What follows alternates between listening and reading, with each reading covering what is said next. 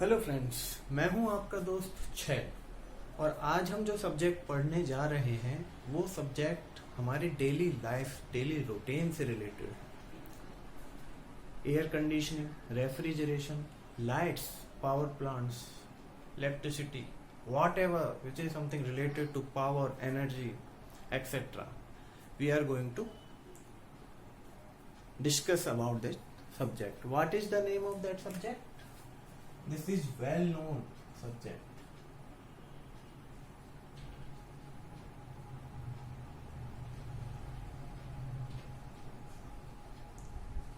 Thermodynamics.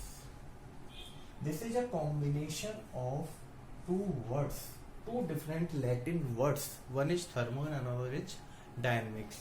We have two different meanings for this subject. One is thermo, something related to heat, something related to heat. And now what is heat? Heat is the mode of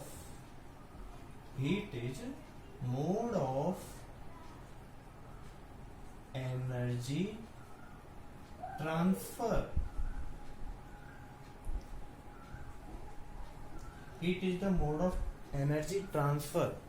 ठीक है, heat जो है energy transfer का एक mode है, एक जरिया है। पर ये एनर्जी ट्रांसफर सर हो क्यों रही है? Due to temperature difference. Energy transfer हो रही है due to temperature difference. Although there is three modes of energy transfer, one is conduction, another is convection, and third one is radiation. These are different phenomena. These three also are mode of energy transfer. We will study in next subject, that is heat transfer, about this mode of energy transfer. अभी के लिए इतना जान लो, heat is a mode of energy transfer due to temperature difference. Let's have an example. We have a body with temperature 100 degrees Celsius and another body with temperature 10 degrees Celsius. Then heat is transferred from higher temperature to lower temperature.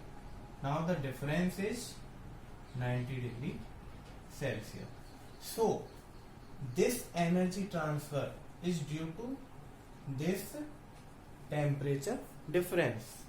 इस temperature difference की वजह से energy transfer हो रही है। ठीक है sir, temperature difference की वजह से एनर्जी ट्रांसफर हो रही है, समझ आ गया। लेकिन ये एनर्जी क्या है? Energy, what is energy?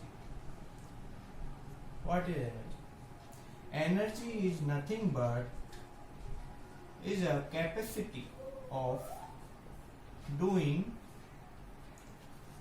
work. कार्य की क्षमता को ही एनर्जी कहते हैं। कैपेसिटी ऑफ डूइंग वर्क, कार्य करने की क्षमता को एनर्जी कहते हैं। ठीक है सर, थर्मो हमें समझ आ गया कि थर्मो हीट से रिलेटेड है। और हीट क्या है? एनर्जी ट्रांसफर है। किसकी वजह से है? टेम्परेचर डिफरेंस की वजह से है। टेम्परेचर डिफरेंस क्या है? समझ आ गया सर। एनर्जी ट्रांसफर क्या है? वो भी समझ आएगी। पर सर ये तो बताओ, ये थर्मोडायनेमिक्स हम पढ़ रहे हैं, इसमें ये टेम्परेचर क्या है?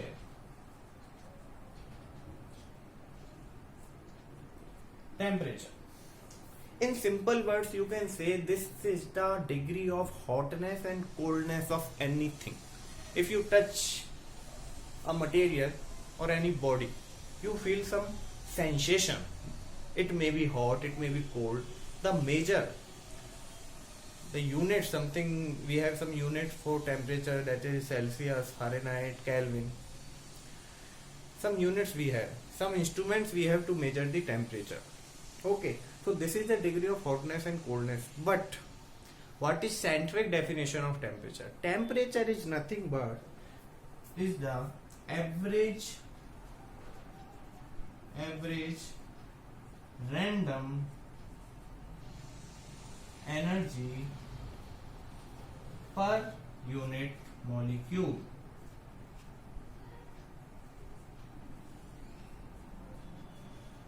सर हर एक मॉलिक्यूल के लिए जो एवरेज रैंडम एनर्जी है वही है क्या, टेम्परेचर। अगर हम टेम्परेचर 1 डिग्री भी बढ़ा दें या घटा दें तो किसी भी बॉडी के मॉलिक्यूल्स इधर उधर मूव करेंगे। तो यही है टेम्परेचर, एवरेज रैंडम एनर्जी। जो इससे एनर्जी जनरेट होती है, जिसकी वजह से ये जनरेट होती है, वो क्या हो गया, temperature in scientific language. In simple words, you can say, sir, this is the degree of hotness and coldness. Okay. Another example for this temperature. We have an example. Okay, here. Let's suppose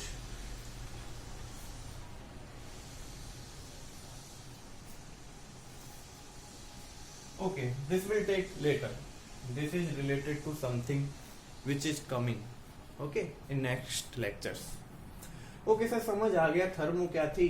अब ये बताओ कि dynamics क्या है,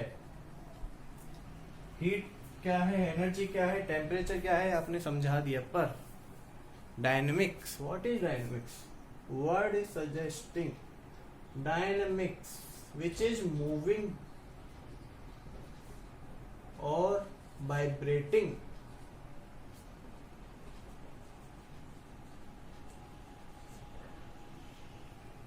that is power. In thermodynamics we can say this is something related to power. Okay sir, heat is a mode of energy transfer but power is a amount, power is a amount of energy transfer. Power is a amount of energy transfer or energy interaction. Amount of energy transfer or energy interaction per unit time. Per unit time मतलब 1 second में और 1 घंटे में, और जो भी हम unit ले रहे हैं टाइम की, उसमें कितनी एनर्जी ट्रांसफर हो जा रही है from one body to another, और कितना एनर्जी इंटरेक्शन है बिटवीन टू बॉडीज और विद इन दी बॉडीज, कितना इंटरेक्शन है इन द मॉलिक्यूल्स और two different bodies. Okay, let's have an example. एक एग्जांपल से समझते हैं इस चीज को. We know about microwave.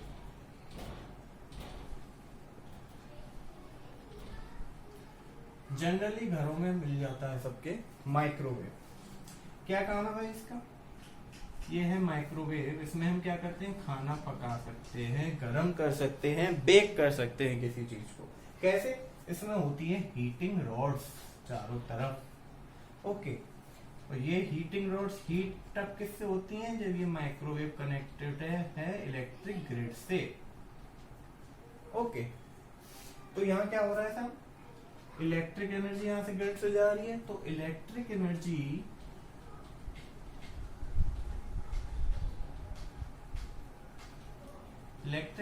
क्या कर रही है? रॉड को गर्म कर रही है, मतलब हीटअप कर रही है, मतलब टेम्परेचर इंक्रीज कर रही है.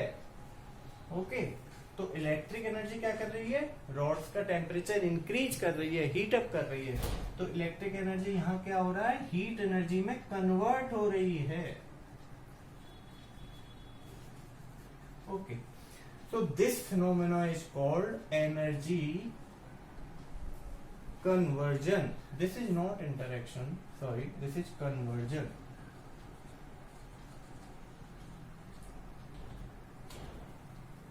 Okay, तो यहाँ क्या हो रही है? एनर्जी कन्वर्ट हो रही है from one form to another form. Electric energy to heat energy. This is called energy conversion. Okay, now ठीक है सर, हीट हो गई है रॉड. अब क्या करना है? खाने को गर्म करना है. ठीक है, तो यहाँ पे फूड गर्म हो रहा है, किससे हो रहा है? इससे हो रहा है, रॉड की हीट एनर्जी से। तो ये जो हीट एनर्जी है वो क्या कर रही है? टू इसको क्या कर रही है? फूड को गर्म कर रही है। किससे? एनर्जी ट्रांसफर से। एनर्जी ट्रांसफर, तो एनर्जी ट्रांसफर हो रही है कहां से? रॉड से फूड खाने के लिए, गर्म करने के लिए। तो energy transferring from the heated rod to the food, this phenomena is called energy transfer. Okay, तो यहाँ पे हमने इस वर्ड को समझ लिया कि सर थर्मोडायनेमिक्स क्या है, वर्ड क्या है, नॉट अ सब्जेक्ट, पर ये वर्ड क्या है? थर्मोडायनेमिक्स। तो हमने समझ लिया थर्मो क्या है, डायनेमिक्स क्या है, हीट क्या है, एनर्जी क्या है, एनर्जी ट्रांसफर क्या है, एनर्जी कन्वर्जन क्या है, एनर्जी इंटरैक्शंस क्या है, टेम्परेचर क्या है। All things which is related to thermodynamics we have study. Okay, now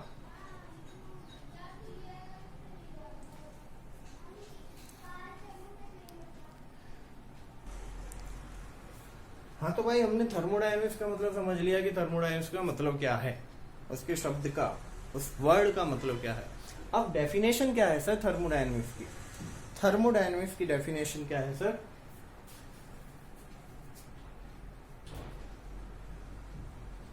thermodynamic, हमने देखा कि ये एनर्जी के बारे में बात करता है, एनर्जी इंटरैक्शंस के बारे में बात करता है। तो इसकी डेफिनेशन बनी, it is a branch of science which deals with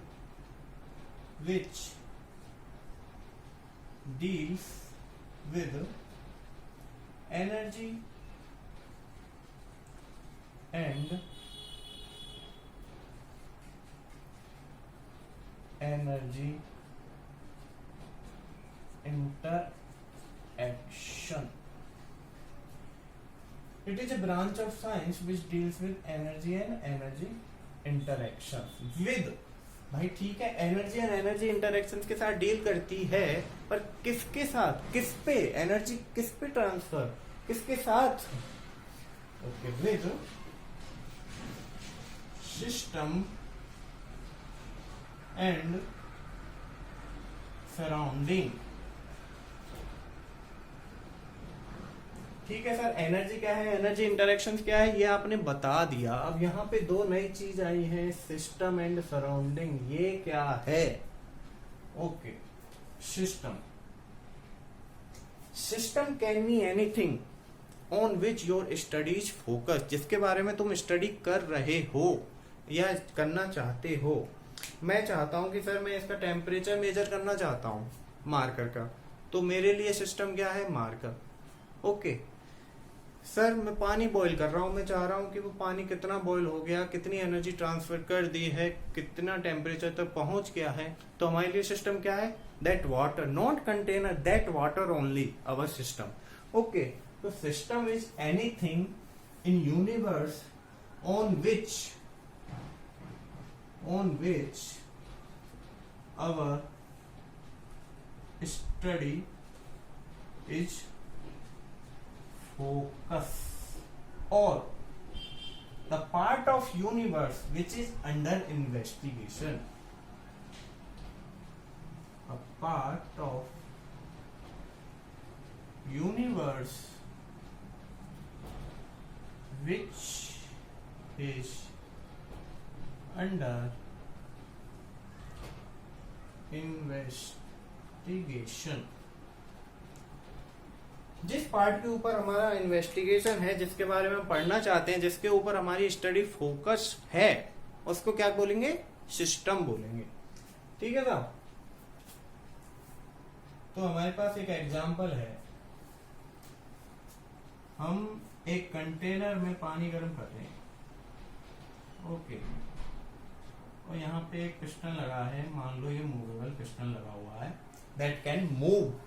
okay, गर्म कर रहे हैं एक स्टोव से, ठीक है, हम स्टडी करना चाहते हैं इस वाटर की कि कितना टेम्परेचर इंक्रीज हुआ, कितना प्रेशर है, कितना टेम्परेचर है, कितना वॉल्यूम है इस वाटर का। ठीक है, तो हमारे लिए सिस्टम क्या है, ये only this water, this is our system.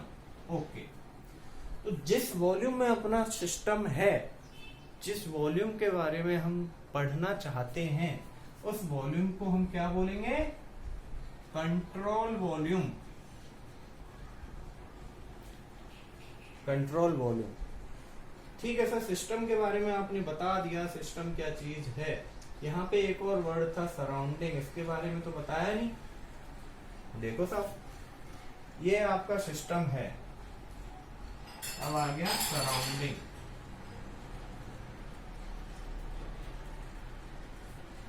Everything, surrounding is everything external to the system.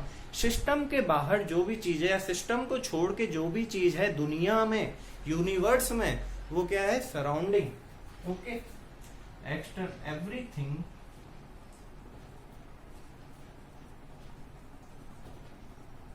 External to system. Okay, तो यहाँ पे दो चीज पढ़ ली हमने, सिस्टम क्या है, सराउंडिंग क्या है। तो सर, सिस्टम और सराउंडिंग को जो चीज सेपरेट करता है, एक इमेजिनरी बाउंड्री, एक फिजिकल बाउंड्री और अ मूवेबल और फिक्स्ड बाउंड्री, जो भी सिस्टम और सराउंडिंग को सेपरेट करती है बाउंड्री, उसे क्या बोलते हैं, बाउंड्री।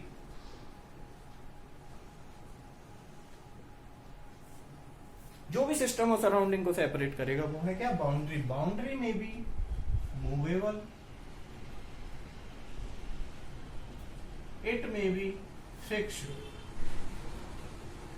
और इट में भी इमेजिनरी।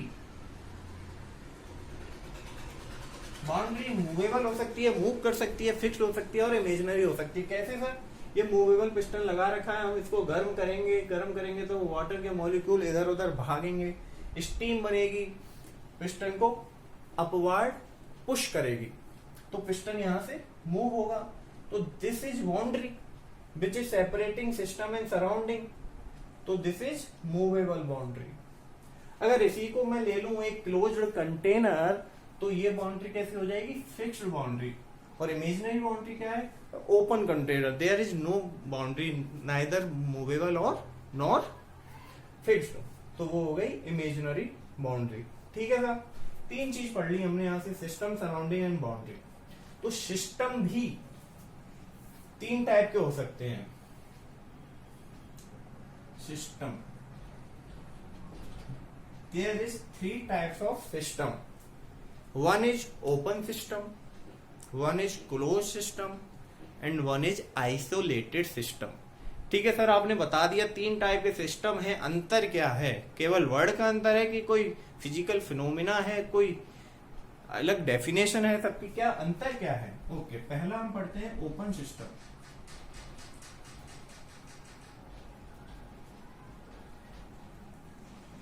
Open system. ओके, तो सर ओपन सिस्टम क्या है, इसी एग्जांपल से समझ लेंगे हम ओपन सिस्टम क्या है। ये कंटेनर है, इस पे कोई भी पिस्टन नहीं है। ओके, वाटर को हीट अप करते जा रहे हो, तो हीट तो इससे सिस्टम से सराउंडिंग जाएगी ही जाएगी, एनर्जी तो जाएगी ही जाएगी, साथ में स्टीम को भी लेके जाएगी। तो स्टीम क्या है, इट्स अ मास, पानी ही तो है, भाप बन के उड़ रहा है। ठीक है, तो स्टीम भी जा रही है, एनर्जी भी जा रही है, मतलब मास भी जा रहा है और एनर्जी भी जा रही है। If a system can transfer energy and mass both to the surrounding from the system, then this is called open system. Open system, energy and mass, if both can be transferred from system to surrounding, then this is called open system. Okay, now second one is closed system. Closed system, close system क्या है, इसी example में ले लो, इसको मैं pack कर दूं साहब, ये क्लोज कंटेनर है, इसको गर्म कर रहा हूँ, कर दिया भाई, बहुत गर्म कर दिया। अब एनर्जी ट्रांसफर हो रही है, बाहर छू के देखो भाई, सराउंडिंग में ऐसे हाथ लगा के देख लो, गरम गरम लगेगा, ठीक है। तो एनर्जी तो ट्रांसफर हो रही है, पर जो स्टीम है, जो वाटर है, वो उसके अंदर ही है, क्योंकि वो है क्लोज, बाहर नहीं जा सकता मास। तो energy can transfer from system to surrounding, but mass can not be transferred. This type of system is called close system. Energy तो ट्रांसफर हो सकती है सर, लेकिन मास ट्रांसफर नहीं हो सकता है। So this type of system is called closed system. The third one is isolated system.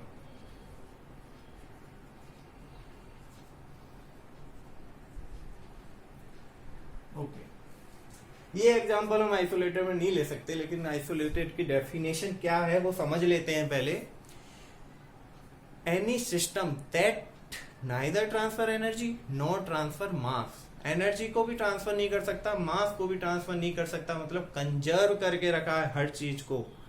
That is called isolated system. Example ले लेते हैं, प्रैक्टिकल एग्जाम्पल ले लेते हैं, thermos flask. Thermos flask should be ideal.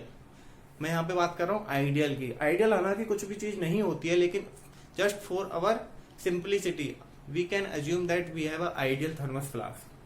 हम गर्म पानी भरते हैं तो गर्म रहता है, ठंडा भरते हैं तो ठंडा रहता है, मतलब एनर्जी भी ट्रांसफर नहीं हो रही है, मास तो ट्रांसफर हो ही नहीं रहा, जितना पानी भरा है उतना ही रहेगा, पियेंगे नहीं तो, ठीक है ना। तो वो है आइसोलेटेड सिस्टम। इसका एग्जांपल मैं यहाँ पे लिख रहा हूँ आइडियल। यहाँ पे ध्यान दें, आइडियल थर्मस फ्लास्क।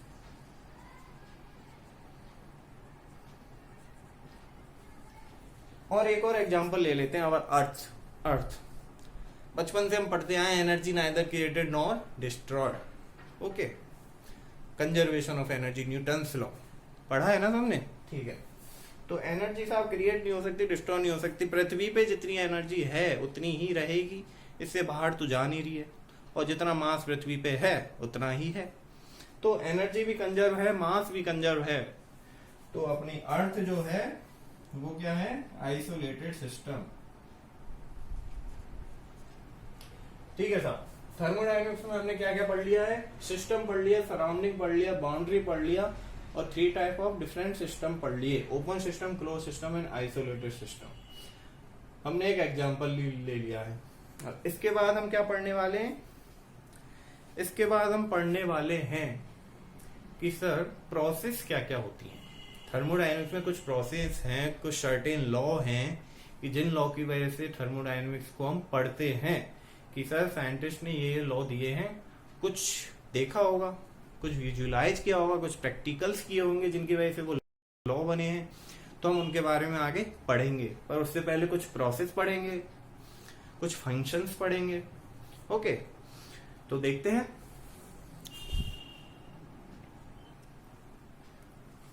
हाँ जी, हमने सिस्टम पढ़ लिया, सराउंडिंग पढ़ लिया, बाउंड्री पढ़ लिया, डिफरेंट टाइप ऑफ सिस्टम पढ़ लिया। इसके बाद नेक्स्ट क्या आता है, properties of the system.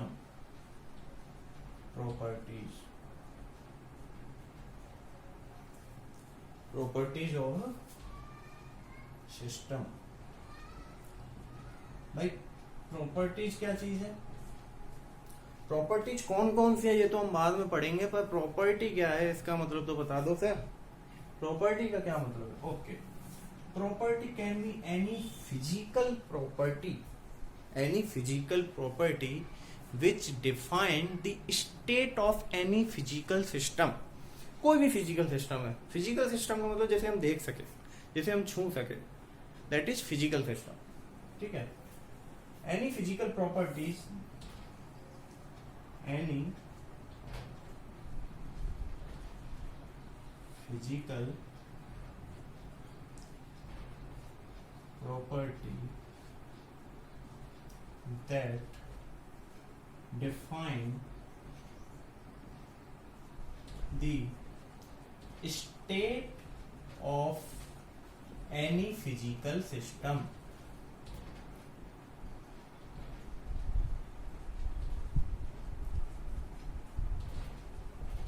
Okay, any physical property that define the state of any physical system, किसी भी फिजिकल सिस्टम की स्टेट को जो डिफाइन करते हैं, जो पैरामीटर, जो प्रॉपर्टी जो स्टेट को डिफाइन करती हैं, वो क्या है? प्रॉपर्टीज। ओके, तो सर पहले ये बताओ कि ये स्टेट क्या है, तब बताना प्रॉपर्टी। मुझे तो समझ नहीं आ रहा भाई ये स्टेट क्या है। ठीक है, देखो स्टेट क्या है। स्टेट जनरली 3 टाइप की होती है। One is gas, liquid and solid. We have 3 types of state, that any object, that any system having what state, that it is in gaseous form, that is in liquidous form, or that is in solid form. This marker I have, what state this marker is? This is in solid state. Water, this is in, that is in liquid state. Okay. Oxygen, that is in gaseous state. तो ये state होती हैं 3, gas, liquid and solid. तो इन state की properties होती हैं कुछ, जो इनको डिफाइन करती हैं कि भाई ये गैस है, ये लिक्विड है, ये सॉलिड है। वो प्रॉपर्टीज जो डिफाइन करती हैं उन्हें कहते हैं हम प्रॉपर्टीज ऑफ द सिस्टम। कुछ कैरेक्टरिस्टिक्स होती हैं, वो क्या होती हैं? एग्जांपल ले लेता हूं जो इनको डिफाइन करती हैं, like temperature, pressure, volume, density, mass, energy, etc. ये कुछ कैरेक्टरिस्टिक्स हैं, कुछ पैरामीटर्स हैं जो किसी भी स्टेट के बारे में हमें बताते हैं कि ये गैस है, लिक्विड है, सॉलिड है। ये पैरामीटर्स हैं, इनको बोलते हैं हम क्या? प्रॉपर्टीज। ओके, तो we have 2 types of properties. तो हमारे पास 2 तरह की प्रॉपर्टीज है भाई। कौन कौन सी प्रॉपर्टीज है सर, बताना जरा। ओके, तो पहली प्रॉपर्टीज है intensive property, which is also called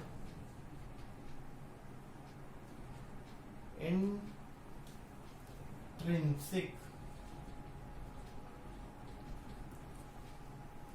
intensive और intrinsic both are synonym of each other. Okay, तो सर ये इंटेंसिव प्रॉपर्टीज कौन कौन सी होती हैं? पहले तो ये बताओ कि इसका मतलब क्या है, फिर बताना कि ये प्रॉपर्टीज कौन कौन सी। इसका मतलब ये है कोई भी प्रॉपर्टी, जो भी प्रॉपर्टीज होती हैं दुनिया में, उनमें कोई भी प्रॉपर्टी जो मास पे डिपेंडेंट नहीं है, which is independent on mass, is called intensive properties. What? Independent on मास।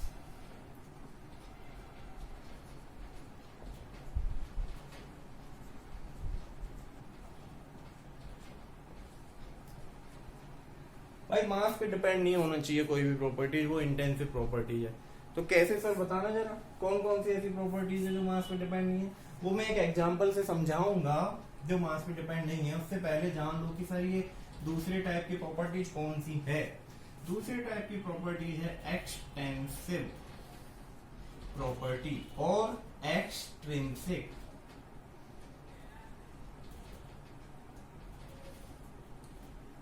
एकदम इसका अपोजिट है। इंटेंसिव प्रॉपर्टी होती है जो मास पे डिपेंड करती है या नहीं करती है, मास पे डिपेंड नहीं करती है, सॉरी, मास पे डिपेंड जो नहीं करती है वो है इंटेंसिव प्रॉपर्टी। पर जो मास पे डिपेंड करती है वो है एक्सटेंसिव प्रॉपर्टी। कौन सी प्रॉपर्टी है वो? Extensive property, which is dependent on मास, जो कि मास पे डिपेंड करे। मास क्या है? वजन, किसी भी चीज का वजन जो उस पर डिपेंड कर रहा है। Okay, let's have an example. एक एग्जांपल से क्लियरली आपको समझ आ जाएगा कि एक्सटेंसिव और इंटेंसिव प्रॉपर्टीज में क्या डिफरेंस है और इनमें से कौन कौन सी प्रॉपर्टीज एक्सटेंसिव है और इंटेंसिव है। ओके, ठीक है। देखो sir, we have a container. Okay, इसमें कुछ भी मटेरियल हो सकता है, कुछ भी गैस है, कुछ भी लिक्विड है। मान लिया मैंने इसमें लिक्विड है, ठीक है। उसका एक टेम्परेचर दिया हुआ है कि सर कुछ टेम्परेचर है इसका इसका कुछ वॉल्यूम है, इसका कुछ प्रेशर है, इसकी कोई डेंसिटी है और इसकी कोई एनर्जी है। ओके, ठीक है।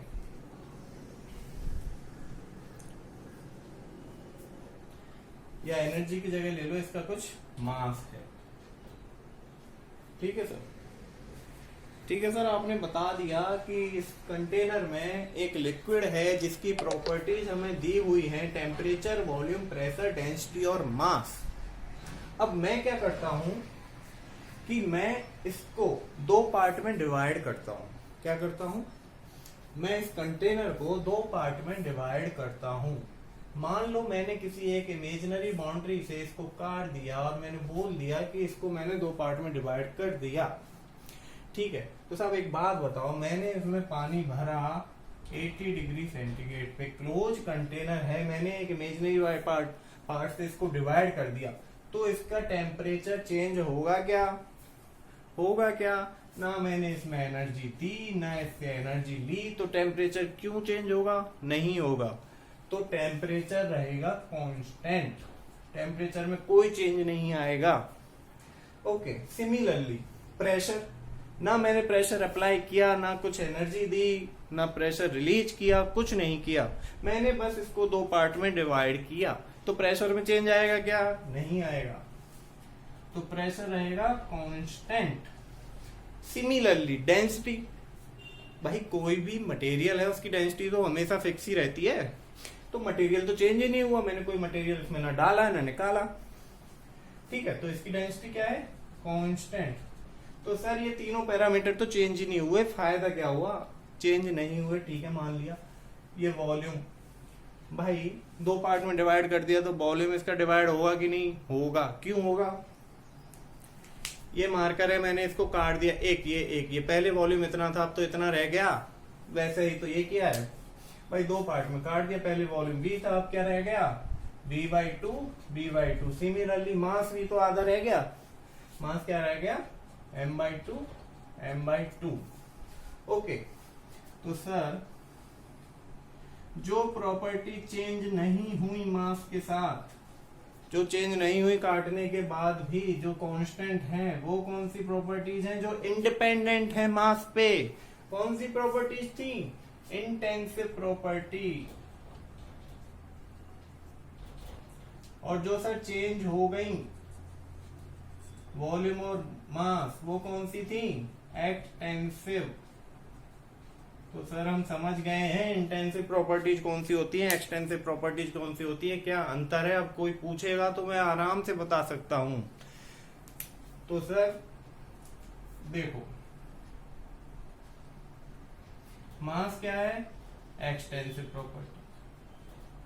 वॉल्यूम क्या है? Extensive property. देख लिया। लेकिन ये मत समझ लेना कि सर मास भी एक्सटेंसिव है, वॉल्यूम भी एक्सटेंसिव है, तो क्या इनका रेशियो भी एक्सटेंसिव हो सकता है? नहीं, जरूरी नहीं है। हो सकता है लेकिन जरूरी नहीं है। मास डिवाइड बाय वॉल्यूम क्या होता है? Density, and density is an intensive property. Okay, तो ये जरूरी नहीं है कि भाई दो एक्सटेंसिव प्रॉपर्टीज का रेशियो जो है एक्सटेंसिव ही होगा, नहीं, इंटेंसिव भी हो सकता है। ओके, नाउ अब प्रॉपर्टीज भी हो गई हैं, तो इसके बाद हम क्या पढ़ेंगे? इसके बाद हम पढ़ेंगे laws. There are certain laws which define thermodynamics. इसके बाद लॉज पढ़ते हैं। ओके, इसको यही खत्म कर रहा हूं।